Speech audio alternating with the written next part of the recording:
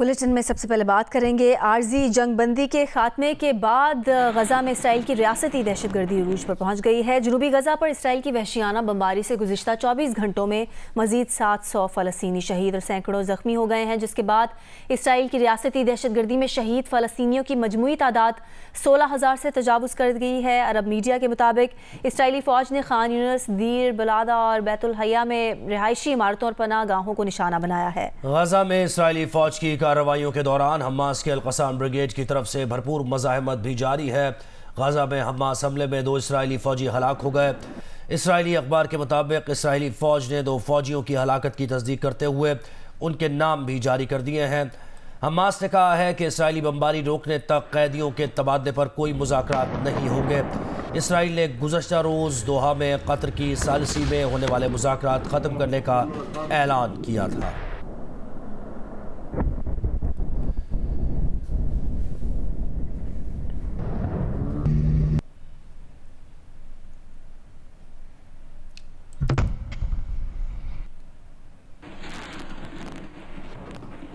गजा में इसराइली जहारियत ने हज़ारों बच्चों का बचपन छीन लिया। गजा की पट्टी पर इसराइली बमबारी से कहीं बच्चे वालिदैन से तो कहीं वालिदैन बच्चों से बिछड़ गए।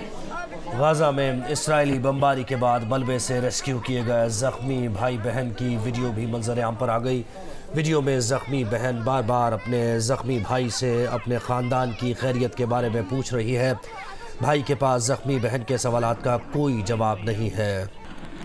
दीगर खबरें शामिल करेंगे। शराए कराकरम पर मुसाफिर बस पर फायरिंग से जाँ बहक अफराद की नमाज जनाजा अदा कर दी गई है। दियामिर इंतज़ामिया के मुताबिक जाँ बहक अफराद की नमाज जनाजा GB स्काउट विंग में अदा की गई।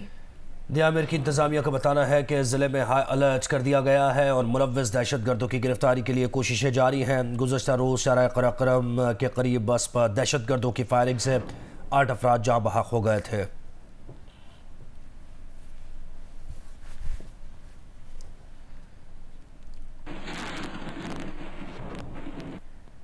पीपल्स पार्टी के रहनुमा शर्जील इनाम मेमन का कहना है कि कल नून लीग ने कहा कि क्या पीपल्स पार्टी अपनी मुहिम में कराची को पेश कर सकती है। उन्होंने कहा कि हम वो नहीं हैं जो लाहौर की सड़कें बनाकर कहें कि हमने कमाल कर दिया। सेहत है तो सब कुछ है और सेहत अस्पताल में मिलती है, हमने अस्पताल बनाए हैं।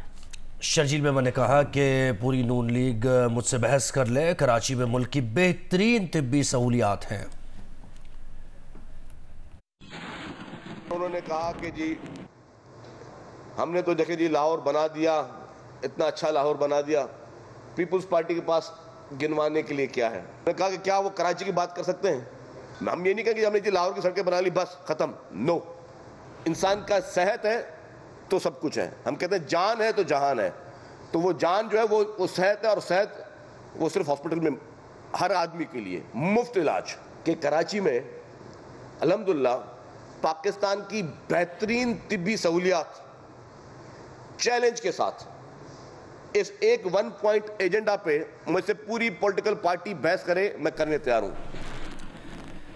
PTI पार्लियामेंटेरियंस के सदर परवेज खटक कहते हैं कि साबिक चेयरमैन PTI मुल्क में इलेक्शन नहीं सदारती निज़ाम चाहते हैं। जियो न्यूज़ से गुफ्तगू में परवेज खटक ने कहा कि PTI के 4-5 इंटर पार्टी इलेक्शन जाली थे।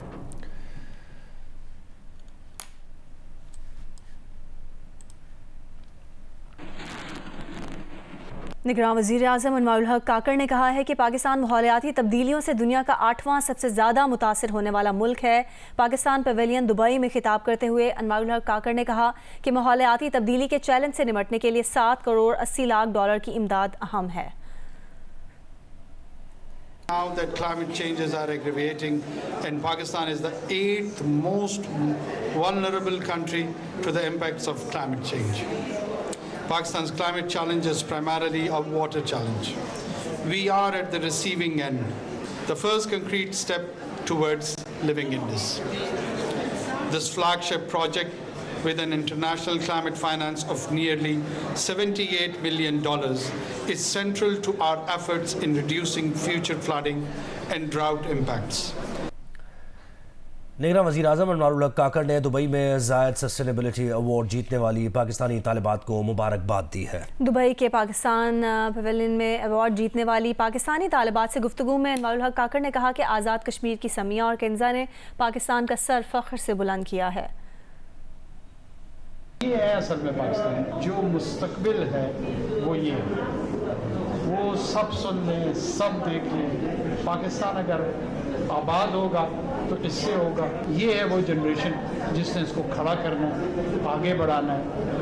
हमें इन पे ही तवज्जो देनी चाहिए, हमें इन पे ही फोकस रखना चाहिए, और ये वो कंधे हैं जिन्होंने इस बोझ को लेके आगे चलना है। सो वंस अगेन बहुत बहुत मुबारक हो, आपने हमें जो है हमारा सर फख्र से बुलंद किया है, अपने पेरेंट्स का किया है, पूरे मुल्क का किया है, तो you deserve a big applause.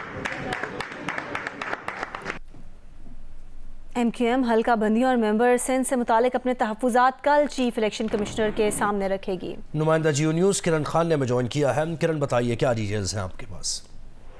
जी बिल्कुल, MQM का वर्क जो है वो पीर को इस्लामाबाद में चीफ इलेक्शन कमिश्नर से मुलाकात करेगा। चीफ इलेक्शन कमिश्नर की जानिब से MQM को पीर के रोज दावत दी गई है 11 बजे के करीब के वो आए इस्लामाबाद और उनसे मुलाकात करें, और जो MQM को तहफ़्फ़ुज़ात हैं, जो हतमी जो लिस्ट जारी हुई है, जो हतमी रिपोर्ट जारी हुई है हल्का बंदियों की, उस हवाले से, और उसके साथ साथ MQM मुताबिक प्रेस कॉन्फ्रेंस और दीगर जगह मीडिया से बात करते हुए जो सूबाई इलेक्शन कमिश्नर सिंध है उनके हवाले से भी अपने तहफ़्फ़ुज़ात का इज़हार कर चुकी है।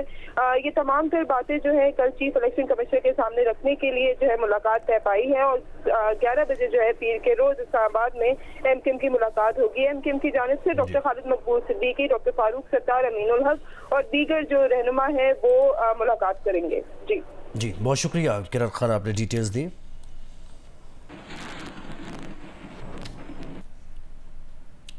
हाफिज ताहिर अशरफी लाहौर में तकरीब से खिताब कर रहे हैं। का पैगाम है हज़रत अली हजवेरी का पैगाम अमन का पैगाम है, हज़रत मियां मीर का पैगाम अमन का पैगाम है। हम सब अमन के पैरोकार हैं। आक़ाए दो आलम सल्लल्लाहु अलैहि वसल्लम का फरमान है कि मुसलमान वो है जिसकी जुबान और हाथ से दूसरा इंसान महफूज रहे। मैं आप तमाम लोगों का शुक्रिया अदा करते हुए एक बार फिर ये अर्ज करूंगा कि आपको मेरी हुकूमत की तरफ से, मेरी रियासत की तरफ से, वजीर आज़म पाकिस्तान जनाब अनवारुल हक काकड़ की तरफ से, पाकिस्तान के सिपा सलार जनाब जनरल हाफिज सैयद आसिम मुनीर साहब की तरफ से, हमारी वजारत मजहबी उमूर के वजीर जनाब सेक्रेटरी साहब की तरफ से, इन तमाम उलमा की तरफ से, पाकिस्तान में मौजूद हमारे सिख, हिंदू, मसीही और बाकी जो हमारे गैर मुस्लिम। वज़ीर आज़म के नुमाइंदा ख़ुसूसी हाफिज ताहिर अशरफी लाहौर में तकरीब से खिताब कर रहे हैं।